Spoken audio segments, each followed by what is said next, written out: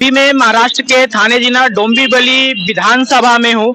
यहाँ पर कुछ रिक्शा जो चालक हैं मैं यहाँ पर मौजूद है। अभी मैं डोंबिवली स्टेशन के पास में जो रिक्शा स्टैंड है मैं यहाँ पे हूँ और यहाँ पर देखा जाए तो हजारों की संख्या में यहाँ पर रिक्शा चालक है। बाकी जो ट्रैफिक है उसको हम लोगों ने ध्यान देते हुए एक साइड में मैं यहाँ पे लिया हूँ ताकि बहुत सारे लोग यहाँ पर कोई ट्रैफिक का भी कुछ यहाँ पर प्रभाव ना पड़े। अभी महाराष्ट्र में जिस तरीके से चुनाव शुरू हो चुके हैं, यहाँ पे देखा जाए तो राजनीतिक जो पार्टियां हैं, चाहे वो महाआघाड़ी हो चाहे महायुक्ति हो, एक दूसरे के ऊपर आरोप लगाना शुरू कर दिया है। मगर सबसे बड़ा सवाल ये है कि 2019 में जो वोटिंग परसेंटेज था वहां पर देखा जाए पूरे मुंबई में 40% जो वोटिंग हुआ है। मैं इन लोगों से इतना मैं आग्रह करूंगा, रिक्वेस्ट करूंगा कि वोटिंग परसेंटेज कम से कम बढ़े। 40% मुंबई जैसे शहर में वोटिंग होगा देखा जाए तो ये सही बात नहीं है। मैं आप लोगों से, सभी लोगों से आग्रह करूंगा कि जो भी आप लोग देखा जाए तो हर ऑटो रिक्शा में 200-300 जो आसपास के जो लोग हैं, आप लोग सवारी यहाँ पे आते हैं।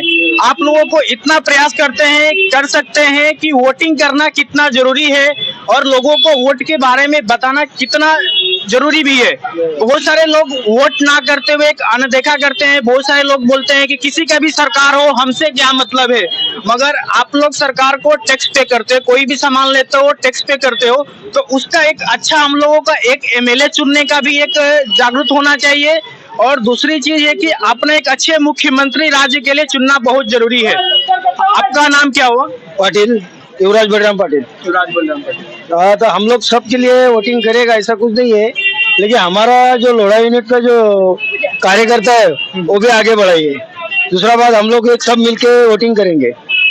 देखिए, वोटिंग आप लोग जो भी आप लोगों के साथ में जो सवारी आते हैं, आप लोग उन लोगों का भी एक वोट करने का लोगों को जागरूक कीजिए, क्योंकि वोटिंग करना देश में बहुत जरूरी है।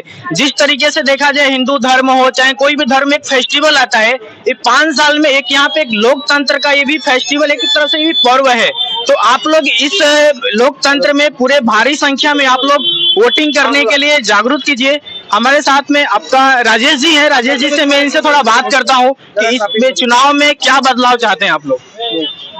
एक मिनट रुकिए, चुनाव में क्या बदलाव चाहिए मेरे को? क्या मतलब चुनाव आप लोगों को किसको कैंडिडेट आप लोग पसंद करेंगे चुनना? यहाँ पर यहाँ तो हमें सिर्फ रविंद्र चौहान साहब ही है, हम उनको ही वोट देंगे, बाकी कुछ नहीं। बाकी कोई और रहेगा हमारे साथी वगैरह, उनको भी बोलेंगे वोट करो, सबके हिसाब से सब मिलके साथ वोटिंग करेंगे।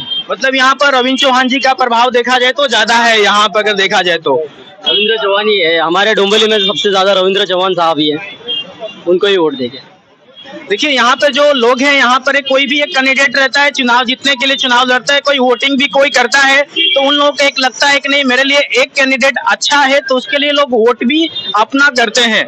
तो अगर देखा जाए तो जो महाआघाड़ी विकास है और जो महायुक्ति है, महाआघाड़ी ने 2.5 साल उसका भी सरकार रहा, उसने अभी तक रिपोर्ट नहीं दिया है। जो महायुक्ति सरकार है, जो बीजेपी एकनाथ शिंदे के जो गुट है, उन्होंने पूरा अपना एक रिपोर्ट दे दिया कि मैं 2.5 साल में ये काम किया है। तो आप लोगों को दोनों में से कौन से जो गठबंधन है आप लोग उसको पसंद करेंगे? अच्छा, हम लोग का यूनिट का आदमी जो है वो हमारा वही पसंद होएगा। हमारा रिक्शा यूनियन का एक संघर्ष है, उसके लिए में हम लड़ता है। हमारा कार्यकर्ता सामने खड़ा है और हमारा मेन कार्यकर्ता है वो रविंद्र चौहान है, आनंदो परब है, बराबर। हम इसके लिए वोटिंग कर सकते हैं, 100% कर सकते हैं। देखिए, मेरा मकसद ये नहीं था कि आप लोग किसको बोल रहे हैं वोटिंग करने के लिए, किसको नहीं बोल रहे हैं वोटिंग करने के लिए। मेरा मकसद यही था कि आप लोग जितना ज्यादा से ज्यादा वोट करने के लिए आप लोग प्रयास करें, क्योंकि 40% वोट मुंबई में जिस तरीके से हुआ, कहीं ने देखा जो सही नहीं है। और आपको बोलेंगे, और आप लोगों के आसपास में जितने भी लोग जितने लोग हैं, हमारे जितने रिक्शा वाले, यूनियन वाले, हम उन सबको बोलेंगे कि वोट करो। कोई ऐसा घर पे नहीं बैठेगा, हमारे आजू बाजू वाला रहेगा, पड़ोस में कोई रहेगा, दोस्त रहेगा, फ्रेंड सर्कल में कोई रहेगा, हम सब उनको सबको खींच के लाएंगे वोटिंग करने के लिए, सबको वोटिंग करने के लिए खींच के लाएंगे।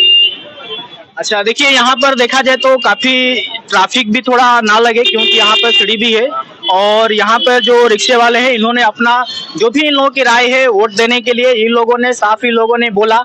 अभी देखा जाए तो यहाँ पर एक युवा भी है, यहाँ पर रिक्शा चला, आप लोग रिक्शा चलाते हैं?